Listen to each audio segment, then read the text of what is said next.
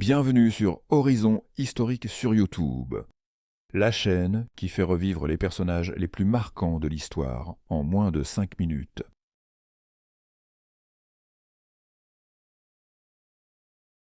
Marie Curie est l'une des figures les plus remarquables de l'histoire, une femme qui, par son intelligence et sa détermination, a changé la science et sauvé des millions de vies. Son parcours est une véritable leçon de persévérance et d'audace, et son héritage continue d'inspirer aujourd'hui. Pourtant, rien ne prédestinait cette petite fille, née en 1867 à Varsovie, en Pologne, à devenir l'une des plus grandes scientifiques de tous les temps. Marie, qui s'appelait alors Maria Skłodowska, grandit dans une famille où l'éducation et le savoir sont primordiaux. Son père, Władysław Skłodowski, est professeur de mathématiques et de physique, et sa mère, Bronisława, dirige un pensionnat pour jeunes filles. Malheureusement, elle perd sa mère très jeune, emportée par la tuberculose, et doit affronter très tôt la douleur de l'absence. Malgré ces épreuves, elle est une élève brillante et passionnée par les sciences, mais à cette époque, l'université est interdite aux femmes en Pologne. Son rêve de devenir chercheuse semble inaccessible. Marie refuse de renoncer à son ambition. Elle prend alors une décision courageuse, partir en France, à Paris, où les universités acceptent bel et femmes. C'est ainsi qu'en 1891, à l'âge de 24 ans, elle s'installe dans la capitale française et s'inscrit à la prestigieuse Sorbonne. La vie y est difficile. Elle vit dans une chambre glaciale, manque parfois de nourriture, mais elle étudie avec acharnement et décroche brillamment ses diplômes en physique et en mathématiques. Elle est souvent la seule femme dans des classes remplies d'hommes, mais cela ne l'intimide pas. Au contraire, elle redouble d'efforts pour prouver sa valeur. C'est à Paris qu'elle rencontre Pierre Curie, un scientifique passionné qui partage son amour de la recherche. Leur complicité est immédiate et leur admiration mutuelle se transforme rapidement en amour.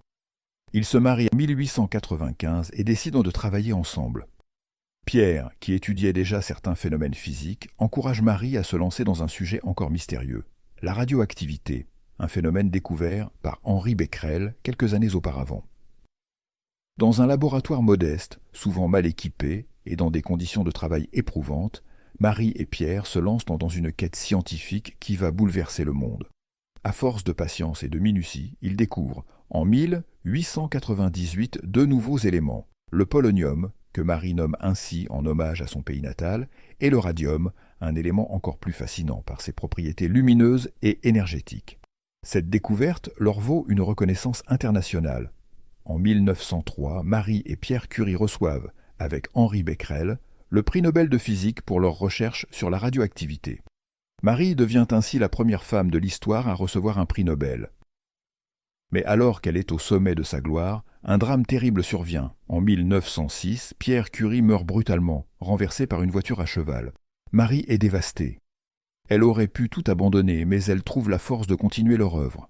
Elle prend la place de son mari à la Sorbonne et devient ainsi la première femme professeure de cette prestigieuse université. Elle poursuit ses recherches avec une énergie impressionnante et, en 1911, elle reçoit un second prix Nobel, cette fois en chimie, pour ses travaux sur le radium et le polonium. Elle devient alors la première personne, et encore aujourd'hui l'une des rares, à avoir reçu deux prix Nobel dans des disciplines différentes. Mais Marie Curie n'est pas seulement une scientifique enfermée dans un laboratoire. Elle veut que ses découvertes servent à quelque chose, qu'elles apportent des bénéfices concrets à l'humanité. Pendant la Première Guerre mondiale, elle met son savoir au service des blessés en développant des unités mobiles de radiographie, appelées les petites Curies. Ces véhicules équipés d'appareils à rayons X permettent aux médecins de repérer les fractures et d'opérer plus efficacement. Grâce à elles, des milliers de soldats sont soignés et sauvés. Marie Curie est aussi une femme qui ouvre la voie à de nombreux autres scientifiques. À une époque où les femmes se sont souvent reléguées à des rôles secondaires, elle prouve que l'intelligence et la détermination n'ont pas de genre. Sa fille aînée, Irène Joliot-Curie, suivra d'ailleurs son exemple et deviendra une grande chercheuse, recevant elle aussi un prix Nobel de chimie avec son mari, Frédéric Joliot, pour leurs travaux sur la radioactivité artificielle. Mais les années passées à manipuler des substances radioactives finissent par avoir de graves conséquences sur sa santé.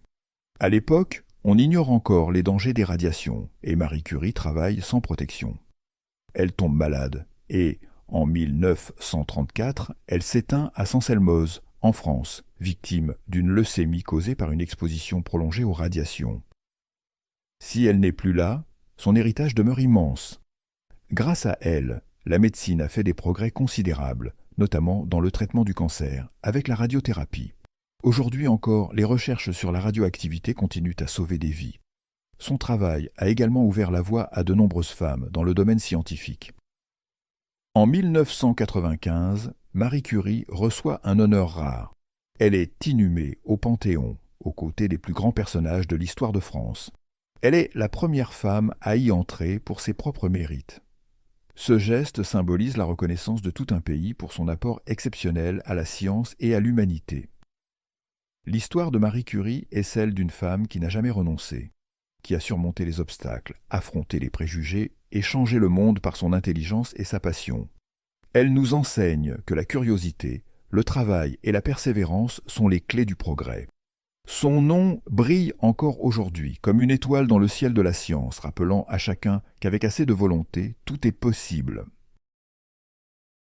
Tu veux encore plus d'histoires incroyables? Alors like la vidéo et abonne-toi pour ne rien rater.